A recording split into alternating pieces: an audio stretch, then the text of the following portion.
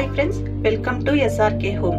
இன்னைக்கு நம்மளோட சேனல்ல என்ன பார்க்க போறோம்னா ரொம்ப சுலபமான ஈஸியான ஹெல்தியான பீக்கங்காய் முட்டை பொரியல் எப்படி செய்யறதுன்னு சொல்லிட்டு பார்க்கலாம். வாங்க வீடியோக்குள்ளார போகலாம். ஓகே ஃப்ரெண்ட்ஸ், பீக்கங்காய் முட்டை பொரியல் செய்யறதுக்கு இந்த மாதிரி ஒரு கடாயை கேஸ்ல வச்சு ஹீட் பண்ணிக்கோங்க. கடாய் ஹீட் ஆனனும் அதுல தேவையான அளவு ஆயில்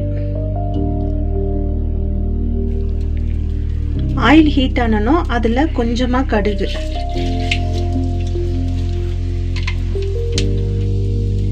கடுகு வெடிச்சனும் ஒரு கைப்பிடி அளவு சின்ன வெங்காயத்தை இந்த மாதிரி குட்டி குட்டியாக கட் பண்ணி வச்சுருக்கேன். அதை இது கூட சேர்த்திக்கலாம். வெங்காயத்து கூடவே கொஞ்சமாக கருவேப்பிலை சேர்த்திட்டு இது நல்லா கோல்டன் ப்ரௌன் ஆகிற மாதிரி நல்லா வதக்கிக்கலாம். வெங்காயம் நல்லா வதங்கணும். அடுத்து ஒரு 2 பீக்கங்காவை இந்த மாதிரி குட்டி குட்டியாக கட் பண்ணி வச்சுருக்கேன். அது இது கூட சேர்த்திக்கலாம். பீக்கங்காய் நல்லா இலசா இருக்கிற மாதிரி பார்த்து வாங்கிக்கோங்க. அது கூடவே கொஞ்சமாக உப்பு சேர்த்திட்டு இதை ஒரு 5 நிமிஷம் இப்படி வதக்கி விடுங்க. இது ஒரு 5 நிமிஷம் வதக்கி விட்டுட்டு ஒரு மூடி போட்டு க்ளோஸ் பண்ணிட்டு இதை ஒரு 10 நிமிஷம் குக் பண்ணுங்க. இதை தண்ணி ஊற்ற வேண்டாம். இந்த பீக்கங்காயில இருந்து தண்ணி நல்லா பிரிஞ்சு வரும். இதில் பார்த்தீங்கன்னா இந்த காயிலேருந்து தண்ணி இந்த மாதிரி நல்லா பிரிஞ்சு வரும். இது இன்னும் ஒரு 5 நிமிஷம் மீடியம் ஃப்ளேமில் வச்சு நல்லா அந்த தண்ணியெல்லாம் சுண்டுற அளவுக்கு குக் பண்ணிக்கோங்க.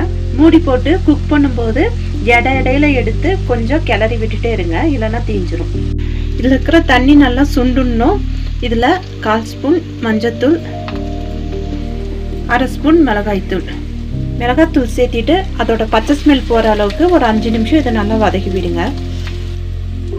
ஒரு 5 நிமிஷம் இதை நல்லா வதக்கி விட்டுட்டு இந்த காயை இப்படி சைட் பண்ணிடுங்க.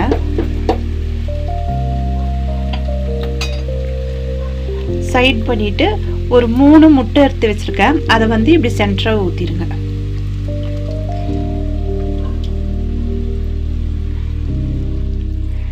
இந்த முட்டைக்கு லைட்டாக சால்ட்டு முட்டையை சேர்த்திட்டு இதை அப்படியே ஒரு 5 நிமிஷத்துக்கு மீடியம் ஃப்ளேம்லேயே குக் பண்ணுங்க. அதுக்கப்புறமா லைட்டாக கிளறி விடுங்க.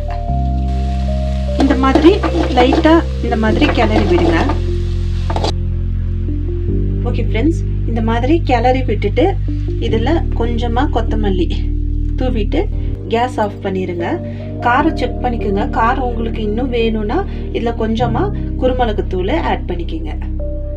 ஓகே ஃப்ரெண்ட்ஸ், அவ்வளோதான். இப்போ நம்மளோட சுலபமான டேஸ்டான பீக்கங்காய் முட்டை பொரியல் ரெடி ஆயிடுச்சு.